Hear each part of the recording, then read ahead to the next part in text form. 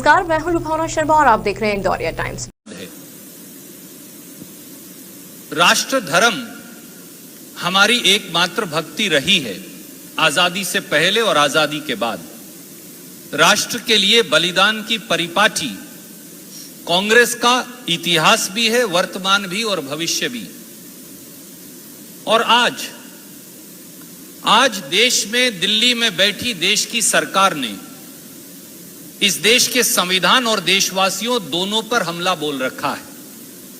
सच्चाई यह है कि देश राजनीतिक, सामाजिक और आर्थिक संक्रमण काल से गुजर रहा है। ऐसे में आजादी के आंदोलन के कोख से जन्मी भारतीय राष्ट्रीय कांग्रेस को एक बार फिर संविधान की रक्षा, देशवासियों के हकों की रक्षा और उनके लिए लड़ाई की परिपाटी पर खरा उतरना होगा। यह हमारा दायित्व भी है और यह वक्त की मांग भी है। और इसीलिए देश की अपेक्षाओं के अनुरूप आत्मचिंतन, देश की अपेक्षाओं के अनुरूप आत्म मंथन और आत्म अवलोकन करने के लिए 13, 14 और 15 मई को उदयपुर का नवसंकल्प शिविर का आयोजन किया गया है। राष्ट्र धर्म की कसौटी पर नवसंकल्प क्यों? यह एक सवाल है जो आम जनमानस भी और मीडिया के साथी हमसे पूछते हैं। साथियों, 6-7 महत्वपूर्ण बिंदु हैं जिनकी तरफ आपका मैं ध्यान आकर्षित करूंगा। आज भारत भयावह आर्थिक असमानता का शिकार है। देश के 142 सबसे अमीर लोगों की संपत्ति एक साल में 30 लाख करोड़ बढ़ गई, परंतु देश के 84% घरों की आय और तनख्वाह गिर गई या कम हो गई। 15-15 लाख तो खाते में आए नहीं। जो पैसा बचत का था वो आम जनमानस का, वो भी लुट गया। दूसरा पहलू, गर्त में गिरती अर्थव्यवस्था के चलते भारत का रुपया अब बेदम सा दिखता है। 75 साल का रिकॉर्ड आज टूट गया। जब आज हम सब बात कर रहे हैं, 75 साल में रुपये की सबसे भारी गिरावट आज के दिन आई, जब एक अमेरिकी डॉलर के बदले में अब 77 रुपया 56 पैसे रुपया की कीमत हो गई। अर्थव्यवस्था चलेगी कैसे?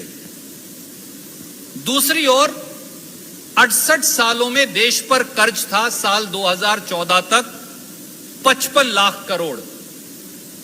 8 साल बाद, दिल्ली के हुक्मरानों की सत्ता के 8 साल बाद 2022 में वो कर्ज हो गया 135 लाख करोड़।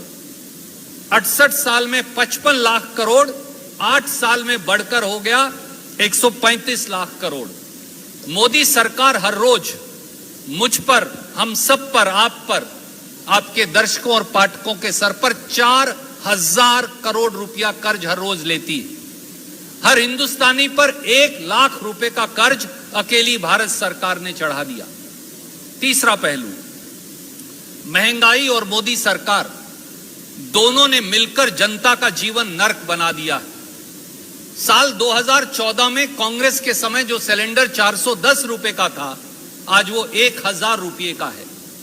साल 2014 में जो पेट्रोल 71 रुपया लीटर था, आज वो 105-106 रुपया लीटर हो गया। जो डीजल 2014 में 56 रुपया लीटर था, किसान का ईंधन, आज वही 97 रुपया लीटर हो गया है। अकेले पेट्रोल और डीजल पर टैक्स लगा। मोदी सरकार और भाजपा ने 27 लाख करोड़ तो कमाया, पर देशवासियों को क्या मिला? सवाल ये है।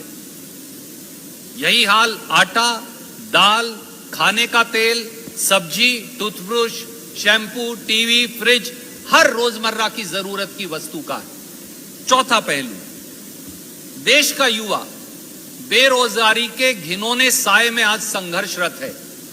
पहली बार देश के इतिहास में, शायद 45 वर्षों में, इतनी भयंकर बेरोजगारी है। सरकारी आंकड़े भी 8% बेरोजगारी बताते हैं, परिस्थिति जमीन पर और ज्यादा भयावह है। भारत सरकार सरकारी उपक्रमों और प्रांतीय सरकारों के अगर सरकारी पदों की बात करें तो इस देश में 30 लाख नौकरियां, सरकारी नौकरियां खाली पड़ी। राजस्थान, हरियाणा, पंजाब, जहां से सबसे ज्यादा लोग फौज में जाते हैं, 2,55,000 पद खाली पड़े। एमएसएमई, लघु छोटे उद्योग, उन पर ताला लग गया। 2 करोड़ रोजगार देना तो दूर की बात है, कई करोड़ रोजगार चले गए। 5वां पहलू, देश के सत्ता के सिंहासन पर, दिल्ली के सिंहासन पर बैठे लोग किसान और खेती के दुश्मन बने बैठे।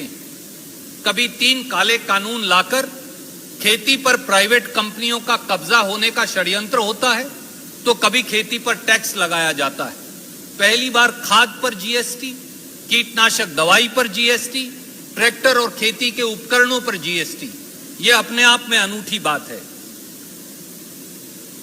यूरिया और डीएपी के दाम इतने बढ़ गए और उनकी सब्सिडी इतनी ज्यादा काट दी गई कि अब किसान के लिए वो खरीदना मुश्किल हो गया। और एमएसपी गारंटी कानून पर चर्चा तक नहीं। मनरेगा का बजट काट दिया गया। 100 दिन का काम तो दूर की बात है, 20 दिन का काम गरीब मजदूर, भूमिहीन मजदूर को नहीं मिलता। किसान की आय 2022 तक दुगनी होनी थी, परंतु यहां तो उपज की लागत मिलने के लाले पड़े। 6ठा पहलू, दलितों, आदिवासियों, पिछड़ों, वंचितों और गरीबों, उनके लिए तो जैसे दिल्ली की सरकार के दरवाजे बंद हो गए हों। दलित आदिवासी सब प्लान खत्म कर दिया गया। उनके आरक्षण और दलित पक्षधर कानूनों को जबरन आक्रमण और अतिक्रमण उन पर किया जा रहा है। पीएसयूज बेचकर दलितों और पिछड़ों के आरक्षण को खत्म किया जा रहा है। दलित अत्याचार चरम सीमा पर हैं। दलित कल्याण की केंद्रीय सरकार की स्कीम कुल बजट का 4.4% रह गई है। और अब तो केंद्र सरकार पिछड़ों की संख्या की डेटा तक, सेंसस तक रिलीज करने से मना कर रही है। और राष्ट्रीय सुरक्षा का एक 7वां पहलू और, देश की संप्रभुता और भूभागीय अखंडता पर चौतरफा हमला बोला गया है। 1 साल से अधिक से चीन ने लद्दाख में भारत मां की सरजमी पर कब्जा कर रखा है, परंतु मोदी सरकार चीन को वापस खदेड़ने में असक्षम साबित हुई है। चीन ने अरुणाचल में अतिक्रमण कर हमारी सीमा के अंदर तक गांव बसा लिए, पर सरकार कुछ नहीं करती।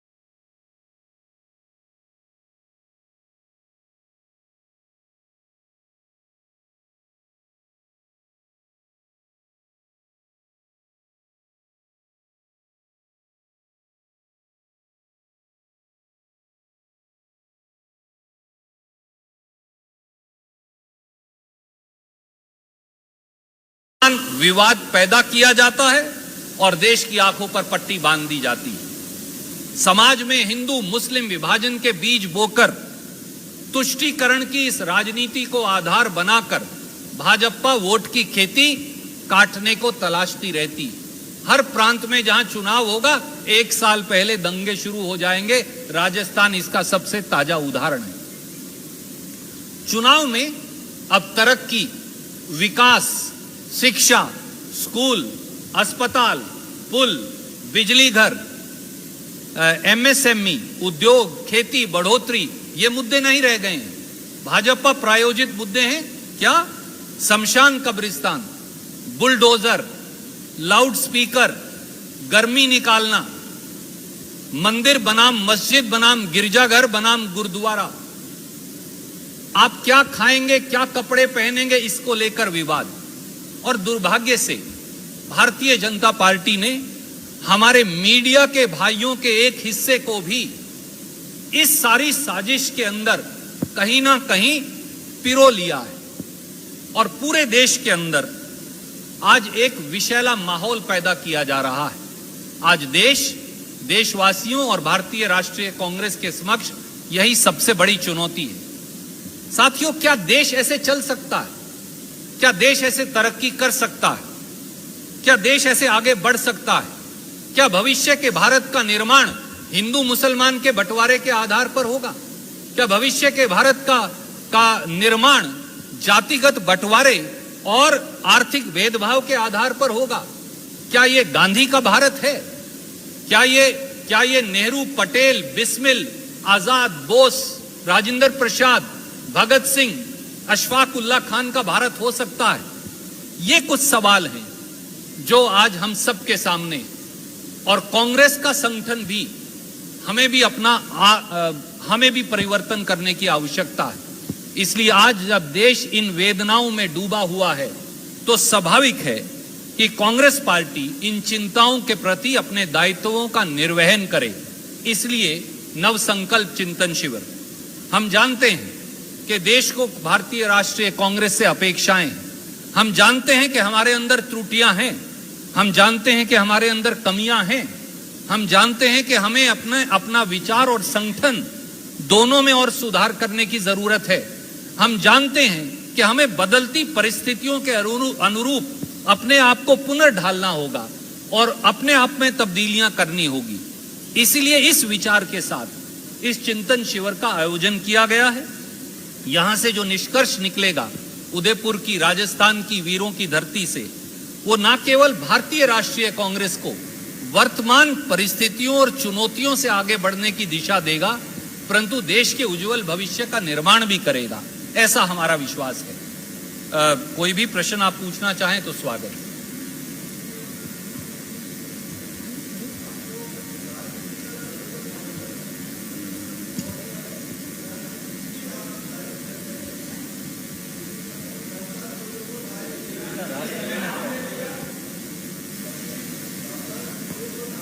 नड्डा जी ने कहा कि राजस्थान रेप में नंबर 1, अपराध में नंबर 1, और इस सरकार को उखाड़ कर फेंकने का उन्होंने आह्वान किया है। क्या कहना है इस सवाल पे और क्या जवाब है आपका? पता नहीं कहाँ से कौन आंकड़े लेके आया है। राजस्थान में पहले मैंने कहा कई बार, एनसीआरबी के जो आंकड़े हैं उसको अगर आप देखेंगे तो सत्यता मालूम पड़ जाएंगे आपको। क्योंकि हमने यहाँ पर राजस्थान में एक बहुत बड़ा प्रयोग किया जो देश में कहीं नहीं है। जब से सरकार आई हमने कहा है कि हर थाने के अंदर एफआईआर कंपल्सरी कर दी गई है। अगर वहाँ एफआईआर दर्ज नहीं होगी तो थानेदार के खिलाफ कार्रवाई होगी और एसपी के ऑफिस में एफआईआर दर्ज होगी, जो होने लग गई है। इसलिए आंकड़े बढ़ते हुए नजर आ रहे लोगों को। हकीकत दूसरी है जो आपको एनसीआर की बुक में मिलेगी, आपको एनसीआरबी की बुक में। नंबर 2,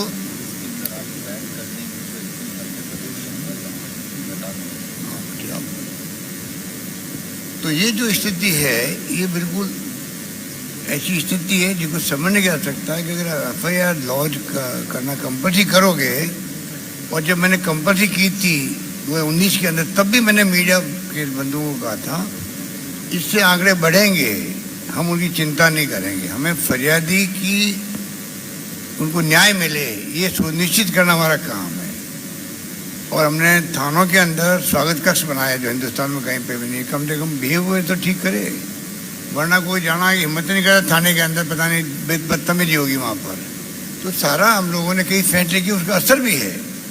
जो पहले कोर्ट के माध्यम से आते थे केस, आधी से कम संख्या हो गई उसकी। जो तफ्तीश में टाइम लगता था 200 से अधिक दिन का, वो आधे से कम हो गया।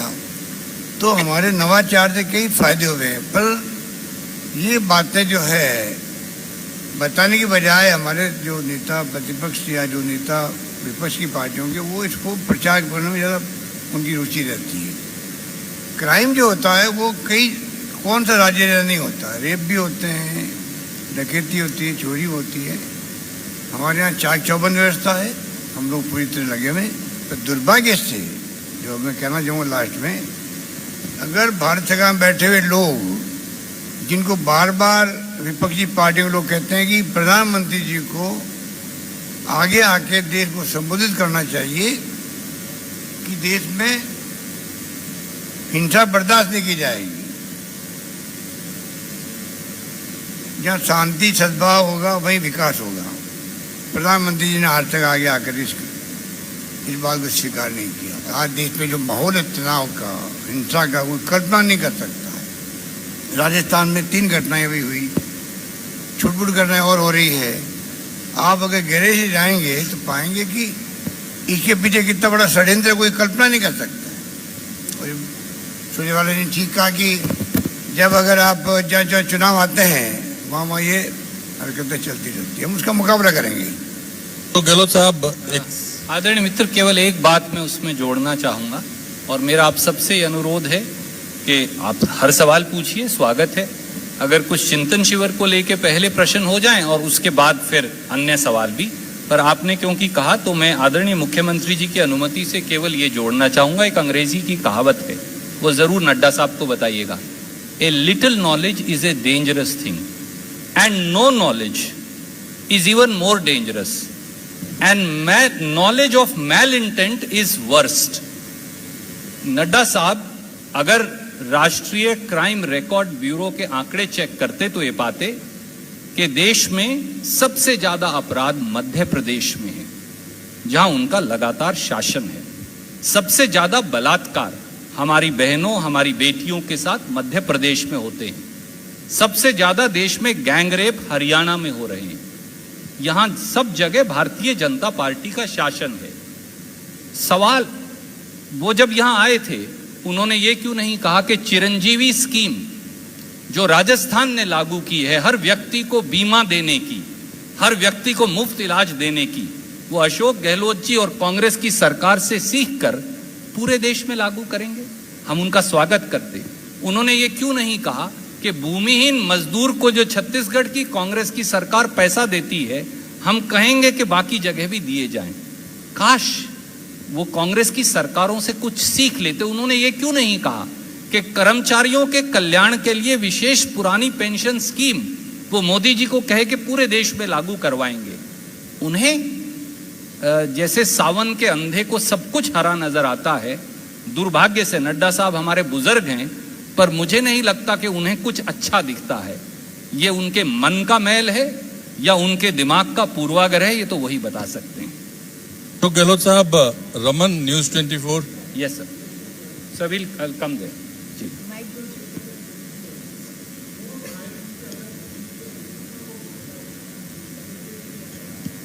क्या इस चिंतन शिविर में हिंदुत्व को लेकर जो स्ट्रेटजी चल रही है इस समय, उसको लेकर कोई चिंतन होगा? और नंबर दो, जो पंजाब में आपकी सरकार गई वो अंतर्द्वंद्वों की वजह से गई थी, जिस तरह से वहाँ के हालात रहे कांग्रेस, और बाकी जगह भी हालात करीब करीब वैसे ही हैं। तो क्या जो अंतर्द्वंद है, क्या उसको कॉप अप करने के लिए भी आपका जी सर, पहले तो कभी भी हरियाणा के आदमी से 2 सवाल इकट्ठे नहीं पूछते, भूल जाते हैं वो। पर फिर भी आपने पूछा है तो मैं ज़रूर जवाब देने की कोशिश करता हूँ। जैसा मैंने तफसील से आपको बताया, इस देश के एक नागरिक के तौर पर मैं और आप, हम दोनों और जो सब यहां बैठे हैं, हम इस देश के नागरिक हैं। क्या केवल हिंदू मुस्लिम नफरत के बीज बोकर और नफरत की उस खेती को काटकर वोट बटोरकर यह देश चल सकता है? सवाल इस देश के सामने आज ये है। क्या मंदिर मस्जिद का टकराव करा के देश प्रगति कर सकता है? क्या जाति के आधार पर विभाजन करके यह देश आगे बढ़ पाएगा? क्या देश का एजेंडा प्रगति, तरक्की, स्कूल, शिक्षा, यूनिवर्सिटी, ITI, पॉलिटेक्निक, अस्पताल, ब्रिज, खेती, रोजगार होना चाहिए, या फिर लाउड स्पीकर और बुलडोजर? ये मुख्य धारा का अंतर है जिस पर चिंतन, जैसा मैंने कहा, इस नवसंकल्प चिंतन शिविर में भारतीय राष्ट्रीय कांग्रेस करेगी। एक विचारधारा वो है जो लाउड स्पीकर और बुलडोजर पर आपकी वोट मांगती है। उन्हें कोई फर्क नहीं पड़ता कि आपके बच्चे को कोविड में शिक्षा मिली हो या ना मिली हो, आपके चलने के लिए सड़क हो या ना हो। वो केवल और केवल उदार हृदय हिंदू धर्म का नाम लेकर उसकी आड़ में नफरत की खेती कर रहे हैं, क्योंकि सबसे उदार, सबसे समावेशी और सबसे सनातन शायद हिंदू धर्म है, क्योंकि एक सभ्यता भी है। उस सभ्यता को षड्यंत्रकारी तरीके से दूषित करने का, वहां नफरत और बंटवारे का जहर बोने का काम भारतीय जनता पार्टी और उनके लोग कर रहे हैं। मैं एक छोटा सा सवाल करूं, आपके समक्ष रखूं। उत्तराखंड में अब दंगे क्यों नहीं हो रहे? क्योंकि वहां चुनाव हो गया। नहीं तो 1 साल उत्तराखंड खबर में रहा, हर रोज दंगे होते थे। अब उत्तर प्रदेश में दंगे क्यों बंद हो गए? क्योंकि चुनाव हो गया, भारतीय जनता पार्टी का एजेंडा संपन्न हो गया।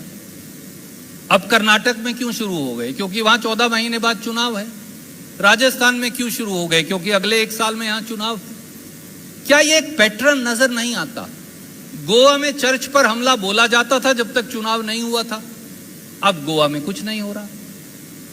जहां जहां चुनाव होता है, लोगों का ध्यान भटकाने और तुष्टीकरण की नई राजनीति करने के लिए, जहां ईसाई हैं वहां हिंदू और ईसाई के बीच, जहां सिख हैं वहां हिंदू और सिख के बीच, जहां मुसलमान हैं वहां हिंदू और मुसलमान के बीच, जहां मुसलमानों की संख्या कम है वहां जैसे पटेल और गैर पटेल के बीच, मराठा और गैर मराठा के बीच, हरियाणा में जाट और गैर जाट के बीच ये तुष्टीकरण और बंटवारे की राजनीति करेंगे।